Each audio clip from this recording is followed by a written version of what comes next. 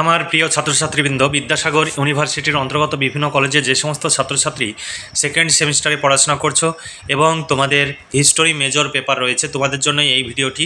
অবশ্যই ভিডিওটি শেষ পর্যন্ত দেখবে, কোনো রকমের স্কিপ করবে না, তাহলে তোমাদেরই প্রয়োজনীয় ইনফরমেশান তোমরা জানতে পারবে না।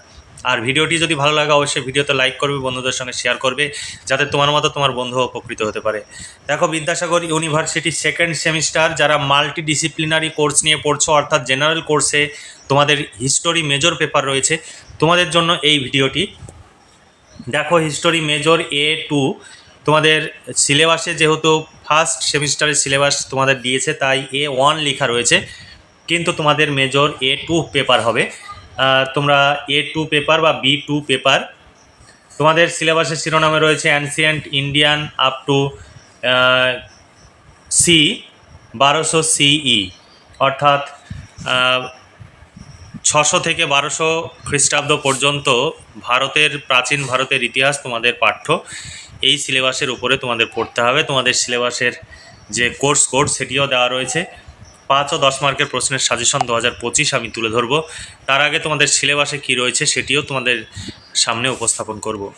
দেখো, সিলেবাস 2025 1 নম্বরে রয়েছে হরপ্পা সভ্যতার বৈশিষ্ট্য, শহর পরিকল্পনা, পতন।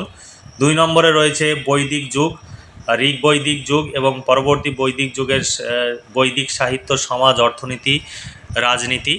তোমাদের কাছে ইংলিশ সিলেবাস রয়েছে, আমি এখানে ইংলিশ সিলেবাসে রয়েছে, আমি তার বাংলা অংশটুকু পড়ে শোনাচ্ছি। তারপরে ইউনিট 3-তে রয়েছে প্রারম্ভিক ভারতে রাজ্য গঠন, মহাজনপদ।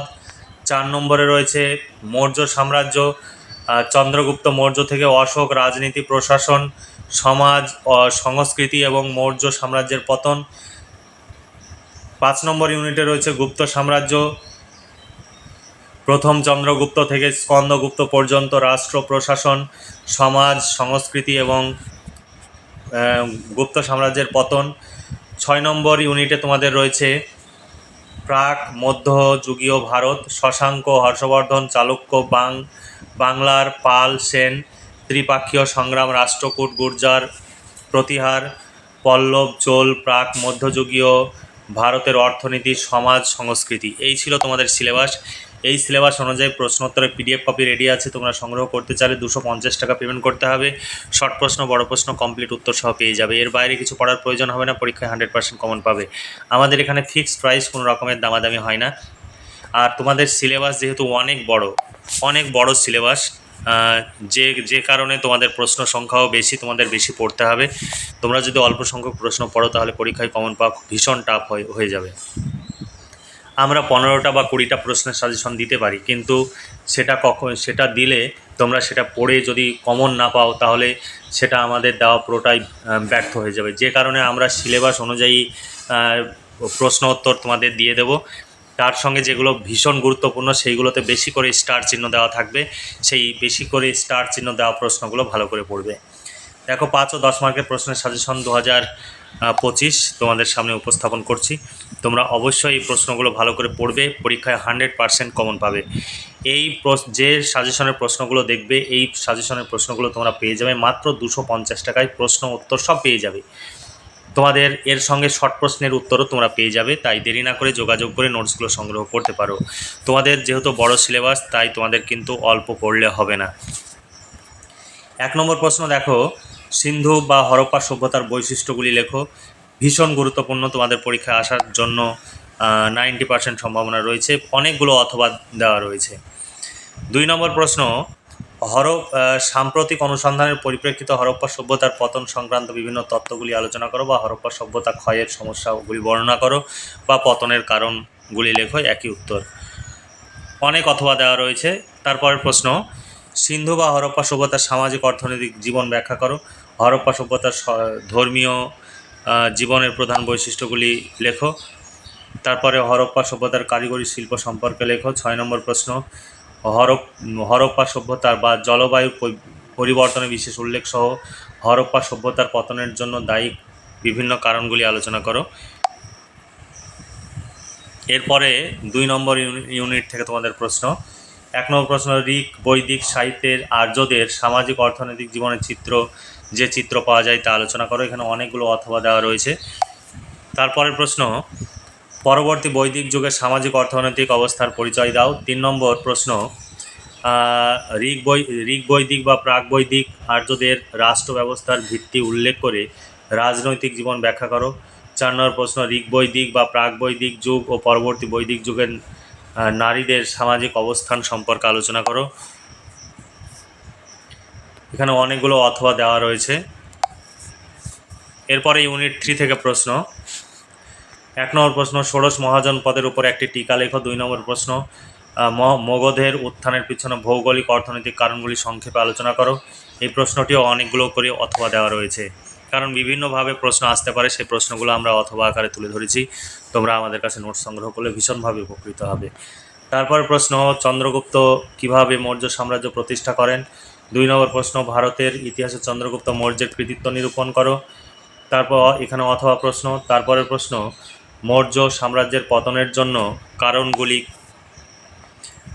কী ছিল, বা মৌর্য সাম্রাজ্যের পতনের জন্য অশোক কতটা দায়ী ছিল। বিভিন্ন রকমভাবে অথবা প্রশ্ন দেওয়া রয়েছে। তারপর মৌর্য শাসন ব্যবস্থাকে সীমাহীন স্বৈরাচার নয় প্রজাহিতৈষী স্বৈরাচার বলে অভিহিত করা যায়, ব্যাখ্যা করো। এটা তো অনেকগুলো অথবা দেওয়া রয়েছে।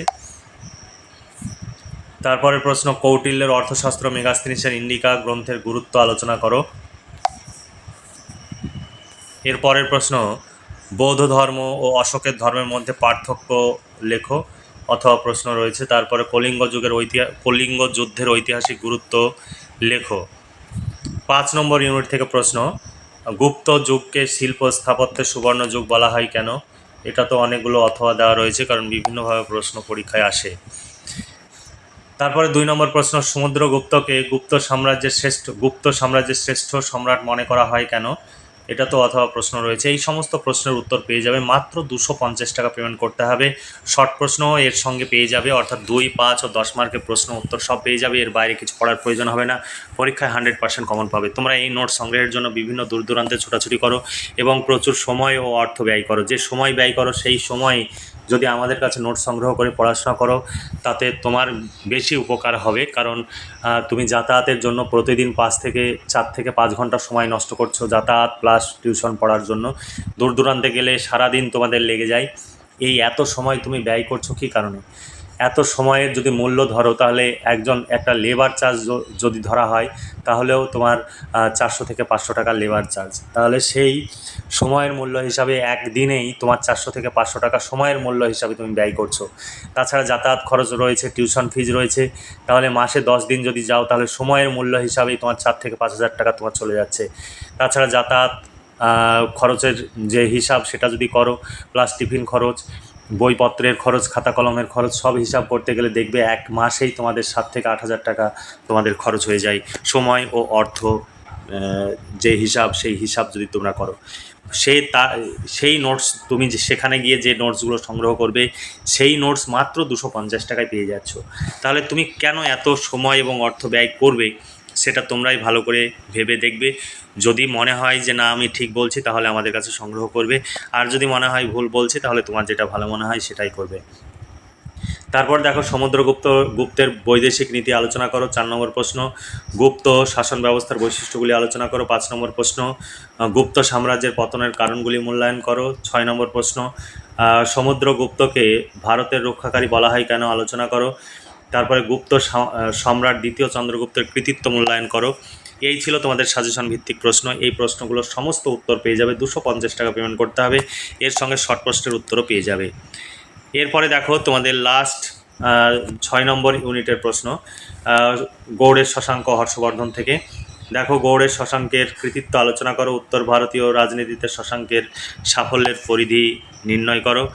তারপরের প্রশ্ন, প্রাচীন ভারতের ইতিহাসে শশাঙ্ককে কেন বিশিষ্ট শাসক বলা হয়, অথবা রয়েছে। তারপরে হর্ষবর্ধনকে কেন বিশিষ্ট শাসক বলা হয়।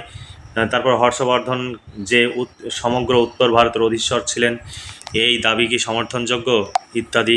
তারপরের প্রশ্ন, পাল ও সেন যুগ থেকে ধর্মপাল ও দেবপালের নেতৃত্বে পাল বংশের ইতিহাস সংক্ষেপে লেখো। পাল রাজাদের অধীনে বাংলার সংস্কৃতির বিবর্তন সম্পর্কে আলোচনা করো। কৈবর্ত বিদ্রোহের প্রকৃতি ও স্বরূপ সম্পর্কে আলোচনা করো। আমি গুরুত্বপূর্ণ প্রশ্নগুলো শুধু পড়ছি। তারপরে পাল সেন যুগের সংস্কৃতির জীবনের পরিচয় দাও। বল্লাল সেনের কৃতিত্ব পর্যালোচনা করো। চালুক্য গুপ্ত পরবর্তী যুগে চালুক্য রাজ দ্বিতীয় পুলকেশীর কৃতিত্ব মূল্যায়ন করো। চালুক্যদের আমলে স্থাপত্য ভাস্কর্য শিল্পের পরিচয় দাও। তারপরে রাষ্ট্রকূট বংশের ইতিহাস সংক্ষেপে লেখো বা রাষ্ট্রকূট শাসনের গুরুত্ব লেখো। নাগর ও দ্রাবিড় শিল্প সম্পর্কে সংক্ষেপে আলোচনা করো বা মন্দির স্থাপত্য শিল্পের পরিচয় দাও। পল্লব বংশের প্রথম মহেন্দ্র বর্মন ও প্রথম নরসিংহ বর্মনের কৃতিত্ব মূল্যায়ন করো। পল্লব স্থাপত্য শিল্পের উপরে একটি নিবন্ধ রচনা করো। তারপরে চোলদের সামুদ্রিক কার্যকলাপ সম্পর্কে লেখো। চোলদের স্থানীয় স্বায়ত্তশাসনের উপরে একটি সংক্ষিপ্ত টিকা লেখো। তারপরে রাজেন্দ্র চোলের কৃতিত্ব মূল্যায়ন করো। আর চোল স্থাপত্য শিল্প বা সাংস্কৃতিক জীবনের পরিচয় দাও। তারপরে কনৌজের ওপরে আধিপত্য স্থাপনের জন্য প্রতিহার পাল রাষ্ট্রকূটদের ত্রিশক্তি সংগ্রাম সম্পর্কে আলোচনা করো। এখানে অনেক অথবা প্রশ্ন দেওয়া রয়েছে। এই প্রশ্নটি ভীষণ গুরুত্বপূর্ণ। এই সমস্ত প্রশ্নের উত্তর পেয়ে যাবে মাত্র 250 টাকা পেমেন্ট করতে হবে। শর্ট প্রশ্ন বড় প্রশ্ন কমপ্লিট উত্তর সহ পেয়ে যাবে। আমাদের এখানে ফিক্সড প্রাইস, কোনো রকমের দামাদামি হয় না। নিচে দাও হোয়াটসঅ্যাপ নাম্বারটি, PhonePe, Google pay, Paytm number, এই নাম্বারেই পেমেন্ট করে পেমেন্টের অরিজিনাল রিসিপ্ট কপিটি তোমাদের এই হোয়াটসঅ্যাপ নাম্বারে পাঠাতে হবে। তাহলেই তোমাদের প্রশ্ন উত্তরে পিডিএফ কপি তোমাদের পাঠিয়ে দেওয়া হবে। অবশ্যই ইউনিভার্সিটির নাম, সেমিস্টার এবং বিষয় উল্লেখ করে সবসময় মেসেজ করবে। আমরা পেমেন্ট করতে বললে পেমেন্ট করে রিসিপ্ট কপি পাঠিয়ে দিলে আমরা পিডিএফ কপি পাঠিয়ে দেবো। কখনো কখনো তো আমাদের পিডিএফ কপি সেন্ড হতে দেরি হতে পারে, কারণ আমরা অনেক সময় রাস্তায় থাকি বা বাসে ট্রেনে থাকি, তখন দেরি হয়। তো তোমরা একটু ওয়েট করবে, কখনো তোমরা নার্ভাস হবে না। আমাদের এখানে পেমেন্ট করে নোটস পাবে না এমন হবে না। কোনো কারণে আমরা নোটস যদি দিতে না পারি বা আমাদের না জানিয়ে যদি তোমরা পেমেন্ট করে দাও, সেই বিষয়ে নোটস যদি না থাকে অবশ্যই তোমাদের আমরা টাকা ফেরত পাঠিয়ে দেবো। কারণ এরকম আমাদের এটা একটা স্বাভাবিক ব্যাপার, এটা একটা বিশ্বস্ত সংস্থা। এখানে তোমরা টাকা পেমেন্ট করে নোটস পাবে না এমন হবে না। অনেকেই তোমরা এই ভয় প্রকাশ করো, কিন্তু একবার যারা নোটস পেয়ে যাও তাদের মনে আমাদের প্রতি আস্থা আসে। কিন্তু তোমরা একদম পূর্ণ আস্থা রাখতে পারো এবং বিশ্বাস রাখতে পারো, ভয়ের কোনো কারণ নেই। দেখো 5 ও 10 মার্কের প্রশ্নের সাজেশন ভিত্তিক প্রশ্নের উত্তর এখানে পরপর প্রশ্ন আছে, উত্তর রয়েছে। প্রথমে শুধু সাজেশনের প্রশ্নগুলো দেখলে, অর্থাৎ যে প্রশ্নের উত্তরগুলো পাবে তার একটা লিস্ট দেখলে, সূচিপত্র দেখলে, এরপরে পরপর প্রশ্ন এবং উত্তর রয়েছে, একদম পয়েন্টস আকারে প্রশ্ন উত্তর। তোমরা অনেকে ডেমো দেখতে চাও, আমাদের এখানে ডেমো দেখার কোনো প্রয়োজন নেই, কারণ অভিজ্ঞ শিক্ষক মণ্ডলী দ্বারা এই নোটসগুলো তৈরি হয়। যারা ভীষণ এক্সপার্ট, আমাদের কাছে যারা টিউশন পড়ায়, সমস্ত টিচার আমাদের কাছ থেকে নোটস সংগ্রহ করে, সে যেই হোক না কেন। কারণ আমাদের এখানে যে সমস্ত এক্সপার্ট রয়েছেন নোটস তৈরি করার জন্য, এই রকম এক্সপার্ট বা দক্ষ হয়তো তুমি যেখানে যাচ্ছ পড়তে তিনিও নন। তাই তোমরা আমাদের কাছে নোটস সংগ্রহ করলে ভীষণভাবে উপকৃত হতে পারবে। কারণ সমস্ত নোটস তুমি একসঙ্গে গুছিয়ে মাত্র 250 টাকায় পেয়ে যাচ্ছ। যে নোটস সংগ্রহ করতে গেলে তোমাদের প্রচুর টাকা এবং প্রচুর সময় তোমাদের লস হয়। আমাদের কাছে নোটস সংগ্রহ করো এবং কম্পিটিটিভ পরীক্ষার জন্য তুমি প্রস্তুতি নাও বা কোনো হাতের কাজ শেখো, যাতে তোমার ভবিষ্যৎ কর্মজীবনে তোমার উপনীত হওয়ার ক্ষেত্রে তোমার সুবিধা এনে দেবে এবং ভবিষ্যৎ কর্মজীবন তোমার সুপ্রতিষ্ঠিত হবে এবং চিন্তামুক্ত হবে। তাই এখন থেকেই ভবিষ্যৎ জীবনের পরিকল্পনা করো, তাহলে ভবিষ্যতে তোমাকে কষ্ট কম পেতে হবে। তাহলে আজকে এই পর্যন্তই। তোমরা ভালো থেকো, সুস্থ থেকো এবং খুব ভালোভাবে পড়াশোনা করে পরীক্ষার প্রস্তুতি নাও। এই শুভকামনা জানিয়ে আজকের ভিডিওটি এখানে সমাপ্তি ঘোষণা করছি।